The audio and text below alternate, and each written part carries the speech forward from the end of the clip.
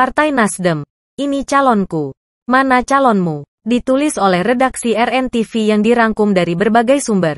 Mengikuti pola-pola sebelumnya, Partai Nasdem telah beberapa kali mengumumkan dukungannya lebih awal pada figur-figur yang dianggap layak menduduki jabatan tertentu, tetapi justru bukan dari kader internal partai. Aneh tapi nyata. Mari kita simak pidato Surya Paloh ini. Penetapan rekomendasi nama-nama bakal calon presiden Republik Indonesia pada pemilu 2024. Pertama, Anies Rashid Baswedan.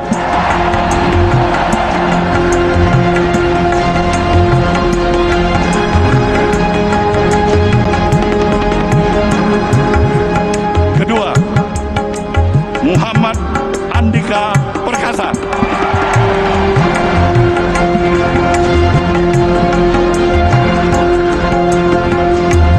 Ketiga, Ganjar Pranowo.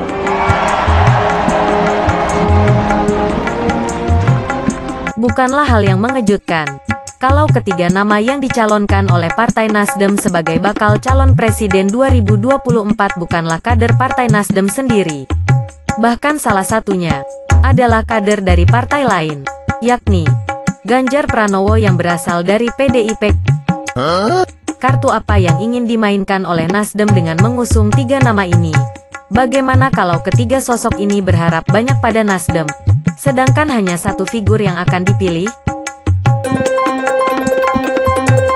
Tapi ketika sebaliknya, Ustadz hanya menghakimin kita, kamu akan masuk neraka, pasti masuk neraka, kita pun lemas. Apa ini Ustadz ini mau bisa memveto mengajak kita untuk masuk neraka? Siapa dia? Membuat terminologi definisi Islam itu adalah Islam yang harus mampu untuk mengusir para kafir. Jangan dekat-dekat, tidak boleh bergaul, tidak boleh bersalaman karena itu lain agama dengan kamu. Aduh, hancurlah hati kita. Penggalan pidato yang sangat nasionalis dan sesuai dengan platform perjuangan restorasi Indonesia dari Partai Nasdem, khususnya poin 13 tentang mewujudkan kerukunan hidup umat beragama. Di sisi lain, sangat kontradiktif dengan pilihan Nasdem untuk mengusung Anies Baswedan, yang sudah dikenal sering memainkan politik identitas dan agama untuk mendapatkan dukungan.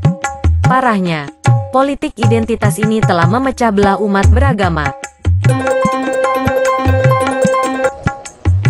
Jelas apa yang saya utarakan di Kepulauan Seribu bukan dimaksudkan untuk menafsirkan surat Al-Maidah 51, apalagi berniat menisbah agama Islam, dan juga berniat untuk menghina para ulama. Namun ucapan itu saya maksudkan untuk para oknum politisi yang memanfaatkan surat Al-Maidah 51 secara tidak benar, karena tidak mau bersaing secara sehat dalam persaingan pilkada. Dulu kita semua pribumi ditindas dan dikalahkan. Kini telah merdeka. Kini saatnya kita menjadi tuan rumah di negeri sendiri. Jangan sampai Jakarta ini seperti yang dituliskan dalam pepatah Madura. Itik. Ayo nih, Mak. Katanya, itik yang bertelur, ayam yang mengerami. Kita yang bekerja keras untuk merebut kemerdekaan, kita yang bekerja keras untuk mengusir kolonialisme, kita semua harus merasakan manfaat kemerdekaan di ibu kota ini. Jika berkiblat pada instruksi Presiden nomor 26 tahun 1998, penggunaan istilah pribumi dan non-pribumi resmi dihentikan. Inpres yang dikeluarkan Presiden ketiga RI B.J. Habibie itu mengatur larangan bagi pemerintah menggunakan istilah pribumi dan non-pribumi dalam semua rumusan penyelenggaraan kebijakan, perencanaan program, ataupun pelaksanaan kegiatan penyelenggaraan pemerintah. Pidato perdana Anies ini pun menjadi viral di media sosial.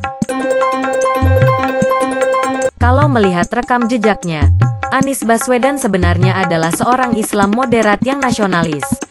Dan juga ikut mendukung Jokowi pada Pilpres dulu. Tetapi kenapa?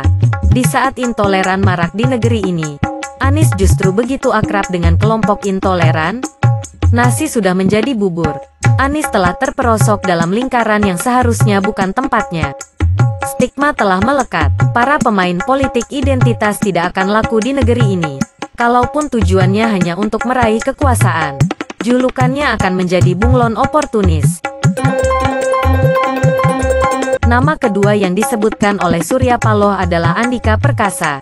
Saat ini, Andika menjabat sebagai Panglima TNI, yang akan memasuki masa pensiun pada akhir tahun 2022 ini.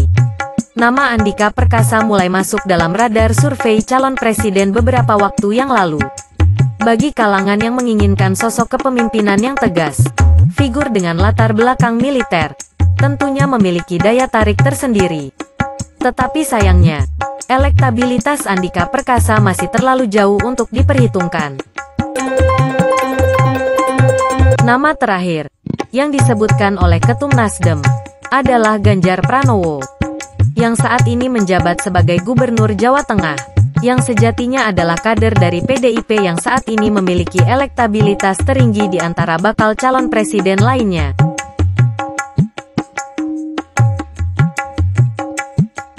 Secara etika politik, mengusung figur dari partai lain dalam forum resmi tentunya bukanlah cara yang elok. Tetapi apakah manuver ini merupakan niat tersamar untuk berkoalisi dengan PDIP?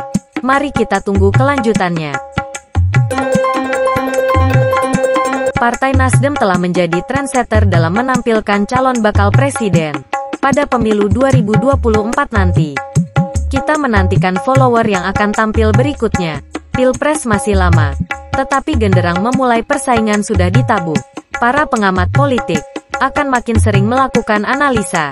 Lembaga survei sibuk cari data sana-sini. Pada akhirnya, rakyatlah yang akan menentukan siapa yang layak memimpin negeri ini. Sekian dulu berita dari Republik Nusantara TV. Terima kasih sudah menonton. Salam Nusantara.